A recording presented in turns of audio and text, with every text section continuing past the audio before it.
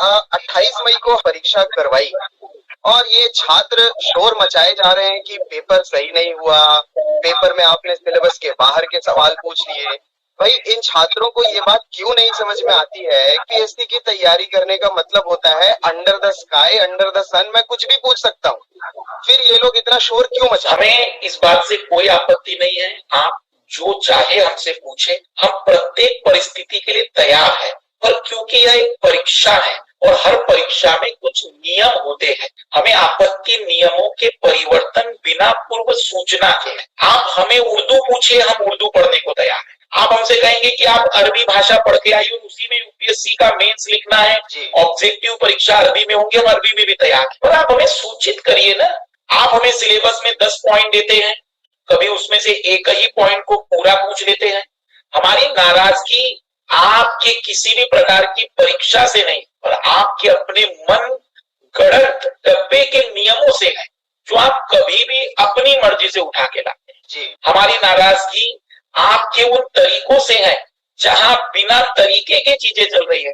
हमारे विद्यार्थी या हम लोग कहते हैं यूपीएससी मतलब अनप्रेडिक्टेबल, तो अनप्रेडिक्टेबल अगर एग्जाम होती है तो वह फिर एग्जाम नहीं, वो लॉटरी होती है, फिर वो किस्मत होती है। फिर मेहनत और किस्मत में अगर अंतर ही नहीं करना था तो फिर हमें स्पष्ट बता दीजिए, ताकि हमें भी अपने जीवन के निर्णय लेने में और सरलता हो सके। इनका इल्जाम है कि आपने 80 में से करीब करीब 29 सवाल सीसैट के पेपर में आउट ऑफ सिलेबस जाकर के पूछ लिए, परमुटेशन कॉम्बिनेशन के और कुछ अलग टॉपिक्स के आपने सवाल पूछ लिए। इन मूर्ख छात्रों को ये बात क्यों नहीं समझ में आती कि परमुटेशन एंड कॉम्बिनेशन के सवाल तो सामान्य तरीके से सॉल्व किए जा सकते हैं, बिना फॉर्मूले के सॉल्व किए जा सकते हैं, फिर इन मूर्खों ने इतना शोर क्यों मचा रखा है? अगर आप ये मानते हैं कि बिना फॉर्मूले के सॉल्व हो सकते हैं तो हम आपसे सविनय निवेदन करते हैं कि हमारे दुखों में बस एक ही बड़ा दुख है कि कोई एक महान शख्स उपस्थित हो जो इस पृथ्वी के धरातल पर हमें इन प्रश्नों के उत्तरों को साधारण तरीके से हल करके दिखाए, 2 घंटे की जगह 2.5 घंटे में हल करके दिखा दे और हमें बताए कि देखिए जीवन बहुत ही सरल था, कोई फार्मूला नहीं था। और यदि ये भी नहीं हो सकता है तो हमारी केवल इतनी सी विनती है, क्लास 10 स्तर का कोई भी विद्यार्थी लेकर आ जाइए जो भारतवर्ष में टॉप मोस्ट हो, उसे आप ये पेपर दे दीजिए और उनसे कहिए कि 2 घंटे में आपको इस पेपर को हल करना है क्वालिफाइंग तरीके से। ये क्या अब आप लोग तय करेंगे कि परीक्षा हम कैसे लेंगे? ये तो हमारा डिस्क्रिप्शन है, इससे आप कुछ भी बोलने के अधिकारी नहीं है। क्या मजाल है, क्या कैसे जरूरत कर रहे हैं आप लोग कि आप लोग सवाल उठाएं? प्रश्न इस बात का नहीं है कि यह आपकी विवेक क्षमता है या आपका डिस्क्रिशनल पावर है, प्रश्न है समानता का, प्रश्न है सभी की जरूरतों का। राष्ट्र निर्माण जब हुआ तो इस राष्ट्र निर्माण में ना आप थे ना हम थे, लेकिन जिन पूर्वजों ने किया था उनका मकसद था कि सभी का यहाँ पर जो महत्व रहेगा वो बना रहेगा। और हमें ऐसा क्यों लग रहा है कि ये कुछ विशेष प्रकार से ही महत्व जुड़ता चला जा रहा है? क्या हमने जिन शिक्षा को ग्रहण किया यदि उसमें कमियां थी तो फिर हमें वो शिक्षा क्यों दी गई? अगर हमसे 10वीं स्तर के प्रश्न हल नहीं हो पा रहे हैं तो इसका मतलब कि हमारा जो पूरा का पूरा शिक्षा हुआ है उसको कटघरे में खड़ा कर दीजिए। हमें तो केवल न्याय चाहिए कि आखिर इस प्रकार की चीजों को हम कैसे सॉल्व करें। आप अपनी बौद्धिक क्षमता बढ़ा के आओ, नहीं बढ़ रही है क्षमता तो दोबारा जन्म लो, फिर जाकर के यूपीएससी की तैयारी कर लेना। ऐसे इल्जाम क्यों लगा रहे हो आप? इल्जाम लगाने का सबसे बड़ा कारण बस इतना सा है कि निश्चित ही आप यदि ये मानते हैं कि हिंदी माध्यम में कमजोर मस्तिष्क होते हैं तो इसका अभिप्राय ये हुआ कि आज तक हिंदी माध्यम से जो चयनित विद्यार्थी हैं उनको आपने विशेष छूट देकर चयनित किया होगा। दूसरा, इतने हिंदी माध्यम में बेहतरीन जागकार दुनिया भर में हुए, अगर भाषा ही तय कर देती कि कौन बुद्धिजीवी है तो इस 800 करोड़ की आबादी दुनिया भर की जो है तो मेरे हिसाब से फ्रेंच मीडियम वाले सभी मीडियमों को तय कर देते। दुख हमारा हिंदी माध्यम की मानसिकताओं के प्रति आपकी विचारधारा को लेकर है, बाकी हमारा दुख कोई नहीं है। आप हमसे पूछिए परमुटेशन कॉम्बिनेशन, आप हमसे पूछिए कठिन से कठिन प्रश्न, लेकिन आप अपने दायरे तय तो करिए। आप दायरे तय कुछ और करते हैं, पूछते कुछ और हैं, फिर आरोप लगाते पुनः हम पर ही। निर्णय सिंपल सा है आप हमें स्पष्ट कर दीजिए, आप जो कहेंगे हम वो फुलफिल करने को तैयार है, लेकिन शर्त बस इतनी सी है कि आप उन नियमों का पालन स्वयं भी करेंगे। ये तो ऐसा हो रहा है कि खेल भी आपका, नियम भी आपके, और अंत में निर्णय भी आपका ही, तो ये तो प्राकृतिक नियम के खिलाफ ही हो गया ना पूरी तरह से। अब आप एक बात बताइए, एक ऐसी संस्था है हम जो कि संवैधानिक है, मान लीजिए 7-8 सवाल हम के उत्तर हमने गलत दे भी दिए, 14-15 नंबर का फर्क आ भी गया, कुछ विद्यार्थियों का वो वर्ष बर्बाद हो भी गया, हमने तो 6 अवसर दे रखे हैं, जनाब इतना शोर क्यों मचा रहे हैं? बात 6 अवसरों की नहीं है, और बात इस बारे में है 12 नंबर की बात, मतलब कोई साधारण बात नहीं। यहाँ आधे नंबर पर आप चयन रोक देते हैं जी। एक विद्यार्थी के सीसेट में नंबर 65.82 आते हैं, तो फिर आप उसको पूरा राउंड अप 66 कर दीजिए। वहां 0.18 देने में क्या आपत्ति हो रही है, वहां बढ़ा दीजिए। कभी आपको लगता हो कि इस तरीके की परंपरा चलानी है कि 6 अटेम्प्ट चलाने हैं, तो फिर कभी कभी हिंदी माध्यम के विद्यार्थी को जबरदस्ती 5000 चयनित कर दीजिए।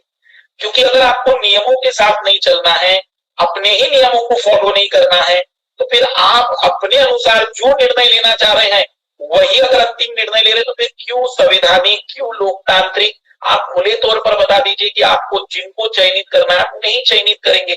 फिर ये क्यों पूरा आडंबर मचा के रखा हुआ है परीक्षा? अभी हमने कुछ दिन पहले 72वीं एनुअल रिपोर्ट अपनी जारी की। उस एनुअल रिपोर्ट में हमने ये बताया कि करीब करीब 65% विद्यार्थी जो चयनित हुए हैं वो इंजीनियरिंग बैकग्राउंड से आते हैं। ह्यूमैनिटीज बैकग्राउंड से चयनित होने वाले विद्यार्थियों की संख्या निश्चित तौर पर इंजीनियरिंग बैकग्राउंड वालों के मुकाबले काफी कम है। अब एक बात बताइए, जब पढ़ेगा इंडिया तभी बढ़ेगा इंडिया। जो पढ़ रहा है उसका सिलेक्शन हो रहा है, हिंदी माध्यम वाले पढ़ ही नहीं रहे हैं, वो निकम्मे हैं, और फिर शोर मचाते हैं कि उनका सिलेक्शन नहीं हो रहा है। इसका कारण है कि आपकी जो पहली स्टेज है उसी में आप पूरी तरह से चयन के मापदंड ही बदल दे रहे हैं। जब पहली स्टेज में ही आपका डिसीजन एक पर्टिकुलर विषय की ओर झुका होगा, तो हम अंतिम रूप से चयन की कैसे उम्मीद करेंगे? यदि इसके पहले 2010 की बात करें या इसके पहले की बात करें, तब भी हिंदी माध्यम ने बहुत अच्छे रिजल्ट दिए हैं। उसका सबसे बड़ा कारण होता था पहली स्टेज, जो प्रारंभिक परीक्षा है, जिसमें यदि आप एक तरफा विद्यार्थियों को केवल और केवल एक विषय के आधार पर हटा दे रहे हैं। क्यों? क्योंकि उनका उस विषय में उतना बेहतर रुझान नहीं है, तो आपने तय कर लिया कि वो एक बेहतर प्रशासनिक अधिकारी नहीं बनेगा। तो इस तरीके से तो कई विद्यार्थी आपके इस एग्जाम के पैटर्न से पहले पैटर्न में हट जाते जो आप चयनित हो रहे हैं। पहला पैटर्न ही यदि सुधर जाए तो हमें आपके किसी भी पैटर्न में कोई आपत्ति नहीं है। शुरुआती दरवाजा ही बंद कर देते तो परिणाम की उम्मीदें कैसे कर सकते हैं जी? आप पहले दरवाजे के बाद हमारे विद्यार्थी फेल होने दीजिए, फिर हम देखते हैं कि वह क्यों मेंस में नहीं परफॉर्म कर पा रहे हैं।